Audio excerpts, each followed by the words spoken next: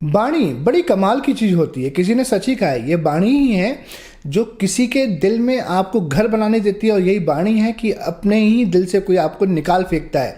किसी ने सच ही कहा है कि जो जीभ होती है बाणी, तो जीभ में हड्डी तो नहीं होती लेकिन हड्डियां तोड़वा देती है। तो आज आपको बताएंगे एक ऐसा सटीक उपाय कि जिसके बाद में आपकी बाणी में इतनी मिठास आ जाएगी, लोग आपको इतना पसंद करने लगेंगे कि जहां भी आप जाएंगे तो बहुत ही आपके लिए उन्नति के रास्ते खुल जाएंगे आपकी बाणी के द्वारा। तो संपूर्ण वीडियो बहुत ही ध्यान से देखें।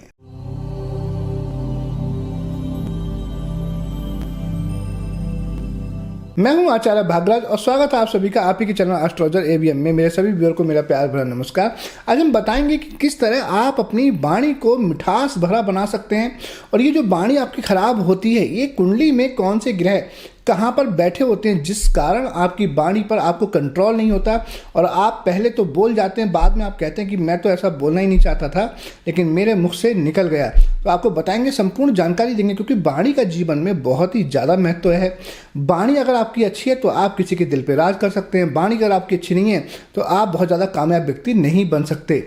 प्यार हो या व्यापार, बिना बाणी के कहीं भी गुजारा नहीं है। अगर आपका व्यापार करते हैं और आपकी बाणी में मिठास नहीं है, आपकी बाणी अच्छी नहीं है, तो लोग आपसे, आपके जो क्लाइंट हैं वो धीरे धीरे कटना शुरू हो जाएंगे। अगर आप प्यार करते हैं तो खराब बाणी के ही कारण आपने देखा होगा प्यार में ब्रेकअप होते नजर आते हैं। या हम कह सकते हैं पारिवारिक नीति हो या राजनीति, वहाँ पर भी बाणी का बहुत बड़ा योगदान है। आपने देखा होगा कभी कभी कि जो नेता होते हैं राजनीति में, वो अपनी बाणी खराब होने की वजह से बहुत सी खूबियां होने के बाद में भी इलेक्शन में हार जाते हैं। या बहुत सारे नेता तो हमारे देश में ऐसे भी हैं कि जिनकी बहुत सारी वीडियो वायरल हो जाती हैं, वो अपनी बहुत सारी स्पीच में सॉरी सॉरी कहते नजर आते हैं और इतनी बार गलती कर देते हैं कि उनकी वही वीडियो हंसी और मजाक का पात्र बनकर रह जाती है और बहुत ज़्यादा वायरल हो जाती है।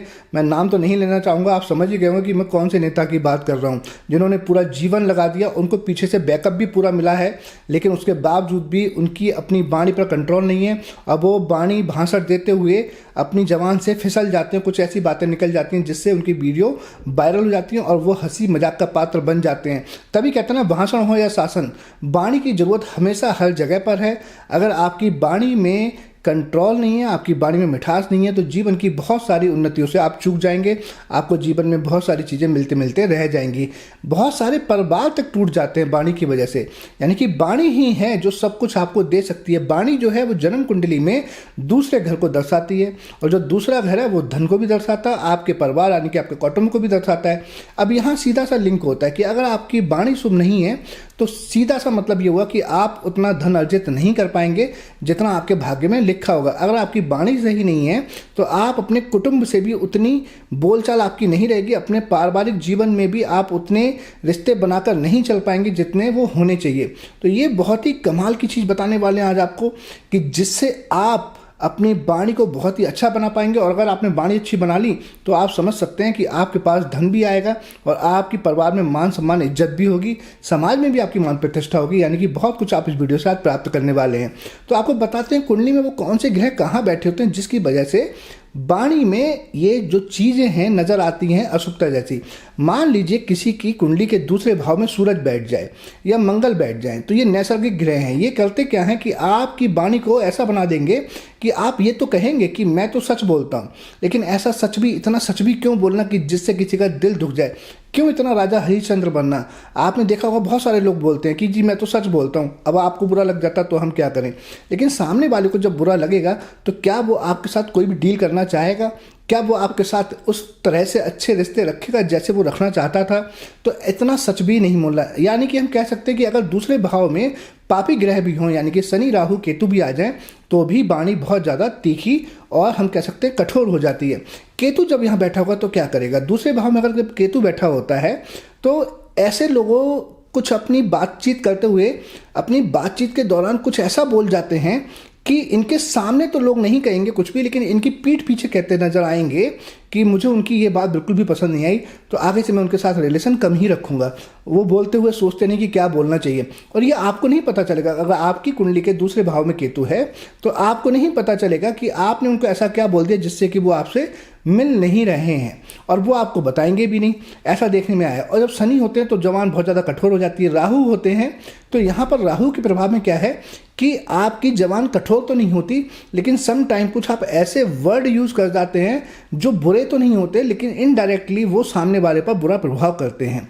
और जब यहाँ पर सूर्य होते हैं तब जो मैंने आपको बताया कि भाई मैं तो सच बोलता हूँ, अब उनको बुरा लग जाता तो क्या करें, ऐसी चीज़ें नजर आती हैं।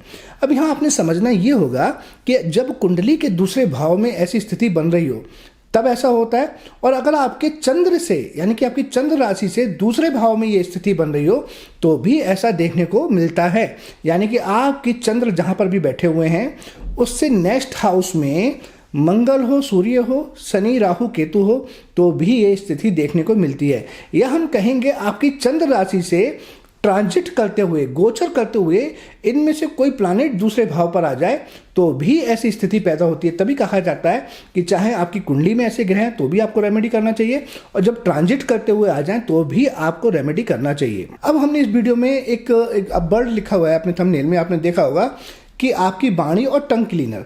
अब टंग क्लीनर से क्या मतलब है, तो इसको बहुत बारीकी से समझना होगा, और साथ में आपको एक उपाय भी बताएंगे, और आप देखेंगे उस उपाय के बाद में आपके साथ मेडिकल तरीके से यानी कि बहुत ही अचंभित करने वाले तरीके से आपको बहुत ही अच्छा लाभ प्राप्त होगा।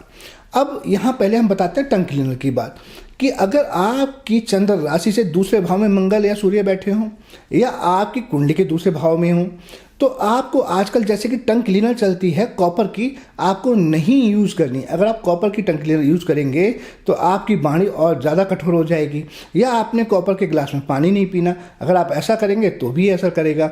इसी तरह से अगर आपकी कुंडली के दूसरे भाव में शनि बैठे हुए हैं या आपकी चंद्र राशि से दूसरे भाव में शनि है, तब आपने शनि की जो नीच वस्तुएं हैं उनका सेवन नहीं करना, जैसे विस्की हो गई, शराब हो गई, मदिरा हो गई, इनका सेवन नहीं करना, अदरवाइज आपकी वाणी में और कठोरता आ जाएगी। अगर यहाँ पर मंगल है तब आपको मांसाहार भी नहीं करना चाहिए, अदरवाइज आपकी वाणी में और ज़्यादा कठोरता आ जाएगी।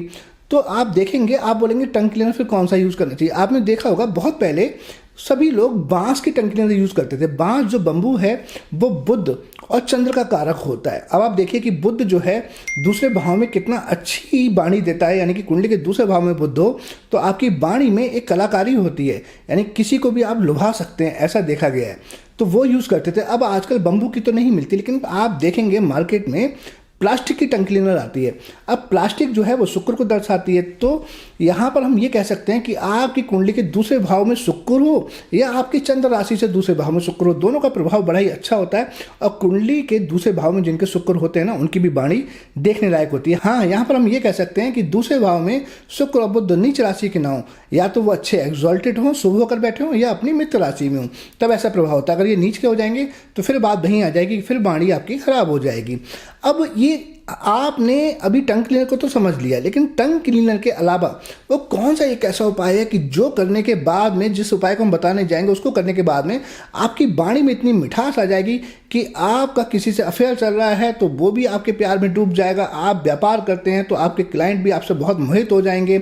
अगर आप राजनीति में हैं तो आप भाषण ऐसा देंगे कि लोग आपसे प्रभावित हो जाएंगे, यानी कि कुल मिलाकर हर जगह आपके परिवार में लोग कहेंगे कि वाह क्या बोलते हैं ये। तो वो उपाय आपको बताने जा रहे हैं, बहुत ही ध्यान से सुनिए। लेकिन उससे पहले आपसे आग्रह करेंगे कि अगर आपने अपने ही चैनल को अब तक सब्सक्राइब नहीं किया तो चैनल को जल्दी से जल्दी सब्सक्राइब कर लें, क्योंकि आने वाले टाइम में फ्यूचर में हम ऐसी अच्छी जानकारियाँ अपलोड करने वाले हैं कि आप उनसे चूक ना जाएं। जब भी हम कोई अच्छी जानकारी, अच्छी वीडियो अपलोड करें वो सबसे पहले आप तक पहुँचे।